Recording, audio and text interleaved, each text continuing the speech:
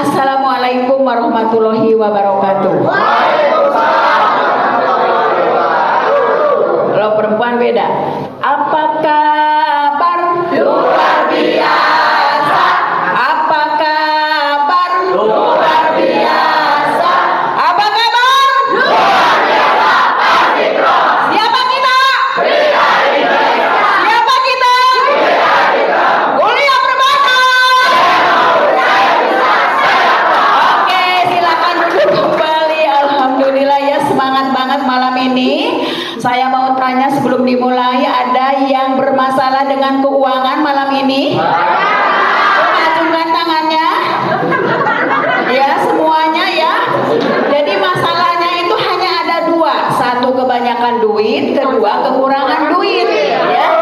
Tapi Bapak Ibu sudah berada di tengah-tengah kita semua adalah sudah yang paling tepat. Karena kalau banyak duit simpennya di sini, di CAR. Kalau nggak ada duit, ya carinya di sini juga. Oke ya, saya akan berbagi sedikit ya. Nih, kita ada sedikit testimoni dulu ya sebelum saya ke materi ya. Pertama-tama sekali saya diperkenalkan bisnis ini oleh seseorang yang sangat luar biasa. Beliau tidak asing lagi adalah Bapak Founder Nitem Indonesia. Ya. Nah, kenapa saya tertarik dengan bisnis ini? Di awal saya hanya diperlihatkan statement bonus Pak Aprial ya, yang sekarang double crown.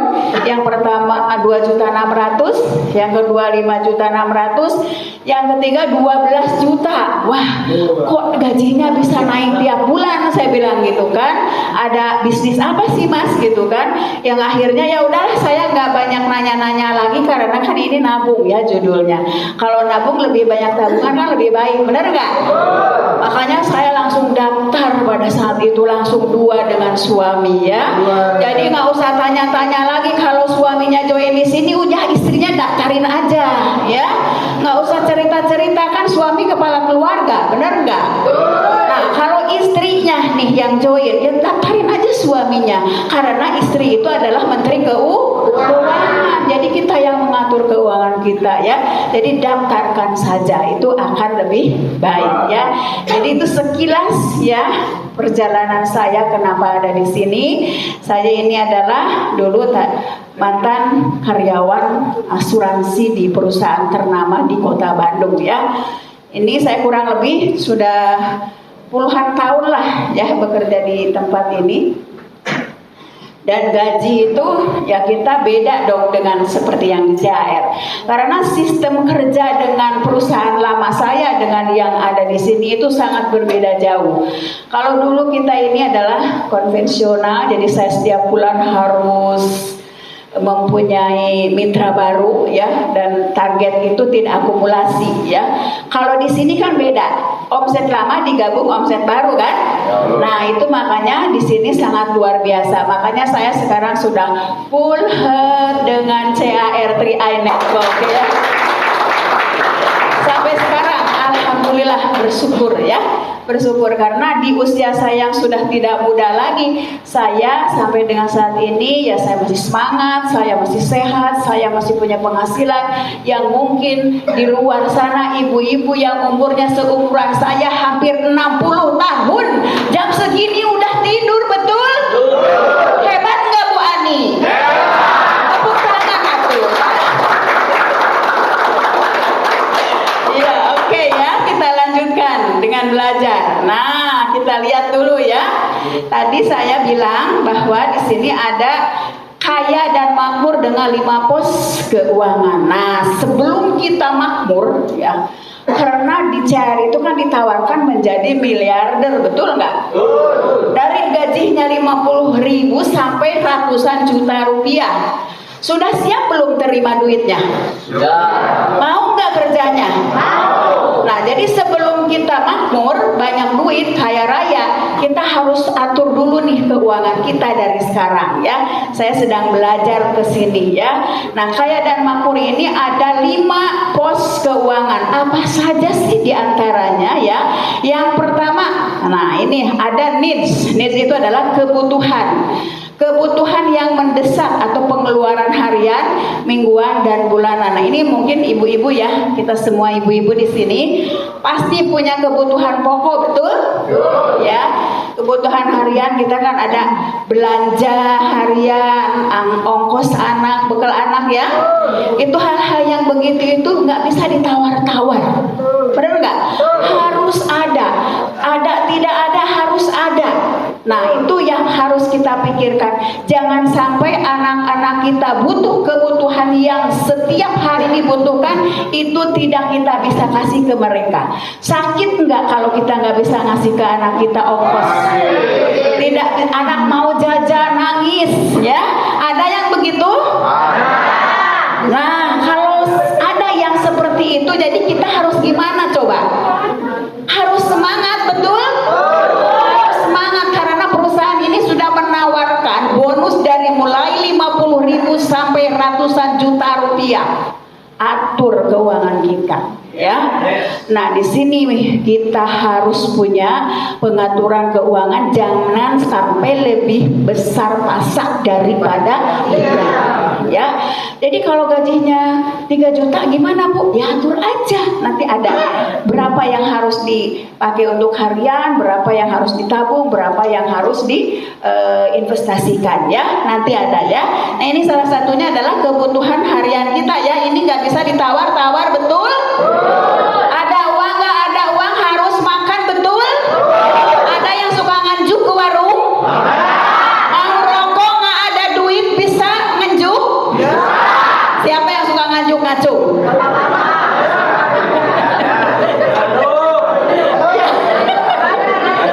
Aduh, lihat orang ngerokok kayaknya pengen ngerebut aja gitu ya.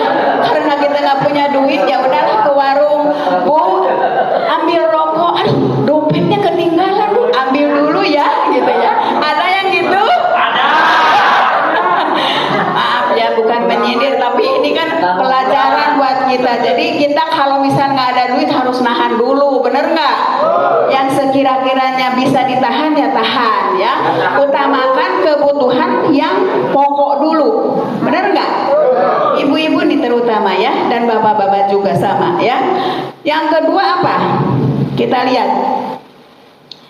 Nah, yang kedua adalah wants atau keinginan, kebutuhan yang tidak mendesak, banyak impian-impian kecil yang bisa ditangguhkan. Nah, biasanya ya kita nih kadang-kadang kalaupun nggak punya duit tapi banyak kepengenannya, bener nggak? Kadang-kadang kalau udah jam-jam segini kayaknya pengen nasi goreng gitu ya, bener nggak? Pengen sate padang, pokoknya pengen bakso granat gitu ya, bener nggak? Padahal udah makan kita ini. Nah, itu ya, jadi kebiasaan-kebiasaan kita ini adalah kan berarti kan itu pengeluaran sebenarnya bisa ditahan kan. Nah, terus kita ada lagi yang pengen belanja, ya, shopping jam-jam segini kan kita bisa saja sambil tiduran lihat-lihat toko online, bener nggak? Belanja klik, kudu dibayar datang COD, bener nggak? Nah, itu adalah kebiasaan yang harus bisa ditangguhkan. Karena apa? Kan nggak penting-penting banget, bener nggak?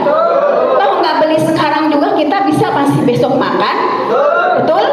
Nah, ini jadi kebiasaan-kebiasaan seperti ini kan bisa ditangguhkan. Contoh ya, seperti shopping, belanja, jalan-jalan, ya, hal-hal yang seperti ini sebenarnya kan masih bisa ditangguhkan, ya, artinya masih bisa ditahan gitu.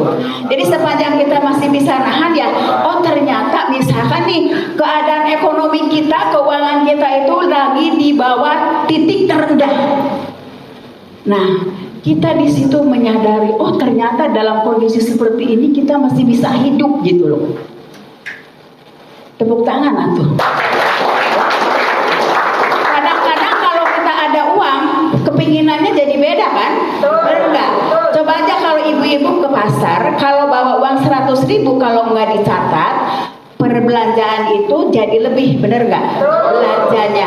Jadi yang harusnya tidak dibeli jadi dibeli, betul? Nah, makanya belajar dari sekarang. Jadi kalau mau belanja itu yang penting-penting dulu catat. Nah, jatahnya nih 100.000. Jadi jangan lebih nih dari 100.000. cari pos lain, bener nggak? Nah itu ya, jadi belajar menghemat dan menguasai diri kita ya. Jadi tahan dulu keuangan kita ya. Supaya apa? Ya kita kan supaya bisa nabung, bener nggak? Ini ya. Jadi keinginan itu ditahan dulu ya. Jadi wayahna tahan dulu ya. Oke, apalagi selanjutnya kita lihat. Nah, selanjutnya adalah debt atau utang. Cung, siapa yang punya utang di sini? Saya. Ya. Jadi sebenarnya yang punya utang itu bagus, ya. Utang itu motivasi. Tetapi harus kita pilah-pilah utangnya buat apa dulu, bekas apa dulu ya. Contoh yang berhutang itu banyak. Salah satunya ya ada di sini kredit bank, betul nggak? Contoh misalkan sekarang ada tanpa bunga. Bank memberikan pinjaman misalkan gitu. Biasanya kita kalau yang namanya untuk berhutang semangat banget, bener nggak? Padahal nggak mikir ini bayarnya dari mana gitu kan? Bener nggak? Ah pokoknya mah ambil dulu utangnya, bayar belakangan kan gitu ya. Pas cicilan susah, bener nggak? Nah jadi kita harus mikir dulu nih buat apa kita pinjam duit. Jadi harus dipikirkan dulu buat apa dan bagaimana cara mengembalikannya ya. Ingat itu adalah mengenai hutang. Terus yang kedua ada rumah yang mungkin cicilan ya. Terus mobil, motor, arisan, pinjol dan lain-lain ya. Nah selanjutnya jenis utang nih ada dua. Satu utang yang baik seperti keperluan usaha dan investasi ya. Ini untuk usaha, investasi ya. Terus kalau misalkan rumah, mobil itu kan mungkin untuk kebutuhan bisnis ya. Kalau rumah kan mungkin untuk tempat tinggal, itu masuknya ke hutang baik ya. Boleh, yang penting kan kebayar sehingga kita punya rumah atau tempat tinggal yang layak ya.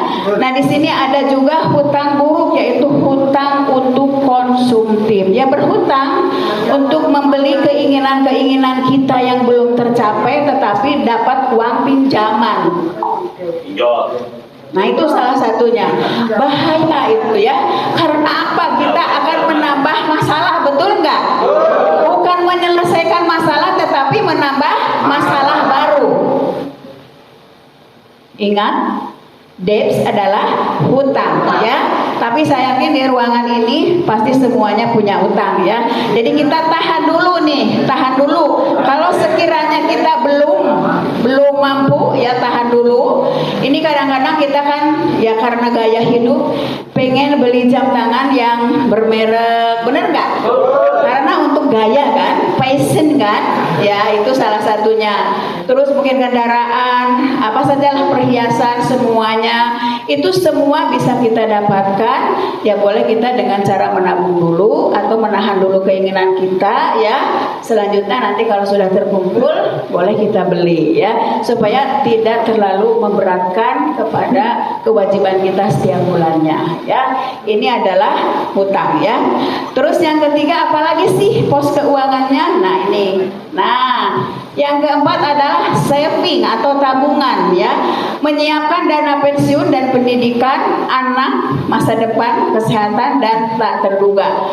Nah, di sini adalah disebut investasi atau tabungan. Tabungan itu seperti yang tadi sudah disampaikan oleh Mas Harikun adalah program investasi atau menabung. Berapa sih yang paling kecil di situ kan tadi sudah ditawarkan ya. Ada 2 juta sebulan, ada 1 juta sebulan, ada 700, ada 500 dan ada 350.000 rupiah. Nah dari 350.000 rupiah itu kan setara dengan 12.000 sehari. Cuma bapak-bapak yang suka merokok, berapa rokok sabungkus? Bisa nggak nyisikan 12.000 sehari? Kalau rokok 30.000 berarti Anda harus nambah tabungan baru. Ya, program istiqlal siap ya? Siap. Karena apa? Kalau 30.000 berarti Anda bisa nabung 700.000 sebulan. Siap. Benar nggak? Nah itu, jadi di sini kita harus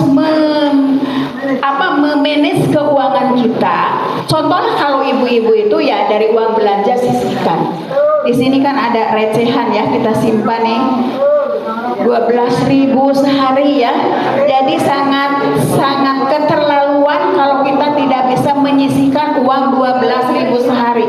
Yang manfaatnya kan luar biasa, bener nggak? Kalau 350.000 tadi, kalau misalkan gagal modalnya balik ya. Setelah 7 tahun contoh, kalau yang istiqmal itu kan 21 juta plus investasi ya, dibalikin modalnya.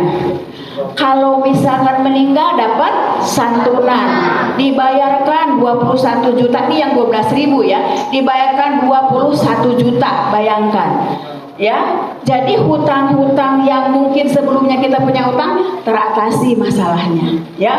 Dan jika bisnisnya dijalankan, bonusnya tetap diterima oleh ahli waris, semuanya diwariskan. Jadi bisnis apa lagi sih yang dicari? Semua sudah ada di CAR3i Network ya. Tinggal kita berani mengambil keputusan ya. Kita berani mengambil keputusan menyisihkan minimal 12.000 sehari untuk mendapatkan uang pertanggungan sebesar 21 juta ya. Oke, siap untuk nabung? Yang baru angkat tangan. Yang belum siap untuk nabung? 12.000 sisihkan uang belanja kita ya. Nanti akan mendapatkan penghasilan yang sangat luar biasa ya. Oke, tambahkan lagi nomor 5. Tadi kan ada 5 pos ya. Nah, yang kelima adalah kita berinvestasi. Aset nyata, aset keuangan dalam bentuk kertas, saham, obligasi, reksadana, dan deposito. Nah, bila kita sudah makmur nih, sudah banyak uangnya dengan bisnis yang kita punya ini, yang kita wajib kita miliki punya investasi dalam bentuk yang lain ya. Contoh dengan deposito ya, saham, obligasi, semuanya itu adalah dalam bentuk investasi yang berbentuk kertas atau perjanjian ya. Nah, itu wajib punya kita. Karena apa? Kita kan ingin hidup bahagia, makmur, kaya raya di masa tua dan masa kini, betul?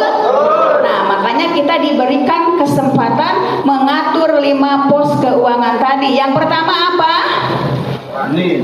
Needs ya. Yang kedua bonds. Yang ketiga, keempat saving. Yang kelima investasi. Ingat ya, sebelum jadi makmur kita ingat dulu itu. Jadi dari sekarang belajar ya. Walaupun belum besar penghasilannya, ya kita atur sedemikian rupa sehingga kita tidak kebobolan ya. Oke, kita lanjutkan ya. Nah, di sini contoh misalkan Anda berpenghasilan 10 juta rupiah. Ya. Nah, yang dibagi itu needs-nya untuk kebutuhan 50%. Berarti ini 5 juta. Jadi secukup-cukupnya Bapak Ibu, Ibu-ibu ini kalau dikasih sama Bapak 10 juta, cukup-cukup ke 5 juta teh kudu cukup sebulan. Ya, untuk kebutuhan harian tadi kan, ya, biaya sekolah anak, biaya bekal, biaya kesehatan dan lain-lain ya, belanja. Nah, ini wants, ini keinginan, ini siapkan 1 juta, paling tidak 10%. Keinginannya buat apa ya? Kalau 1 juta yang kecil-kecil dulu lah ya, yang terjangkau gitu ya. Misalkan hari Minggu anak-anak mau jalan-jalan, ya bawalah ya ke tempat rekreasi yang murah meriah. Yang penting kebersamaan, kekeluargaan itu ada, benar nggak? Jadi harus ada posnya di situ ya. Jadi bahagia keluarga ini sejahtera walaupun mungkin belum makmur ya, tapi sudah menikmati keluarga yang bahagia ya. Diatur keuangannya. Terus di sini ada debts, misalkan masih ada hutang ya. Ini anggaplah 30% dari 10 juta, anggaplah hutangnya 3 juta. Jadi jangan sampai penghasilan 10 juta di sini hutangnya 10 juta juga. Ya, jadi tekor lebih besar pasak daripada ya, akhirnya kebobolan ya. Nah, makanya di sini harus atur sedemikian rupa. Nah, selanjutnya di sini ada yang namanya saving. Jadi ada bisa kita nabung nih 10% dari 10 juta. Jadi idealnya kalau gaji Bapak Ibu 10 juta itu 1 juta yang ditabungkan sebulan. Ya. Nah, di tahap 1 ini belum ada investasi karena kita habis masa hutang kan, benar nggak? Ya, Nah, ada juga pilihan yang kedua. Bonds-nya di sini 50%. Ya. 50%. Di sini needs-nya ini terbalik ini. Needs-nya ini 50%, bonds-nya 15% ya. Terusnya debt-nya ini hutangnya 0, nggak ada hutang. Jadi kalau nggak ada hutang di sini kita bisa saving, bisa nabung lebih besar. Dan selanjutnya bisa berinvestasi ya. Jadi kalau nggak ada hutang, jadi kita bisa nambah investasi baru gitu ya. Di mana investasinya? Ya contohnya bisa di emas batangan atau apa saja yang bisa kita simpan ya untuk masa depan kita lebih baik ya. Nah, kita lihat ya. Biaya hidup itu murah, yang mahal itu adalah gaya hidup. Banyak orang tidak kaya tapi berperilaku seperti orang kaya. Ada nggak? Banyak ya. Itulah yang akan menimbulkan bencana bagi yang merugikan dirinya sendiri. Betul nggak? Nah, setelah kita tahu 5 pos keuangan ini, maka Anda berhati-hati cara mengelola keuangan. Setuju? Siap? Nah, sekarang yang baru mau nggak seperti mereka? Mau. Kalau mau ke depan, ayo ke depan yang mau. Nah, jadi kalau yang mau silakan ke depan, ya. Yang mau ke depan, ya. Keputusan bergabung sekarang, ya. Karena ini bangunlah impian Anda, impian keluarga Anda bersama Kim atau Kaya Itu Mudah. Silakan untuk yang baru boleh ke depan, ya. Ini akan didoain sama Pak Bonder. Mana yang ada bawa formulir kah hari ini? Bawa formulir? Boleh ke depan ibu yang baru. Ya, silakan ke depan. Bismillah ya. Kita akan menjadi miliarder berikutnya, Bapak. Silakan. Oke, banyak sekali ya, alhamdulillah. Silakan. Dibagi formulirnya, Pak. Disiapkan. Sebentar, Pak ya. Oke, Bapak diajak oleh siapa? Pak Fadil ya. Berlaku bersama ikut acara ini. Siap berlaku? Siap. Ya, tepuk tangan buat mitranya Pak Fadil ya. Silakan Pak Sarigun dibagi formulirnya. Ya, ini adalah bismillah ya. Ini adalah awal keputusan Bapak untuk menjadi miliarder di Sentral Asia Raya ya.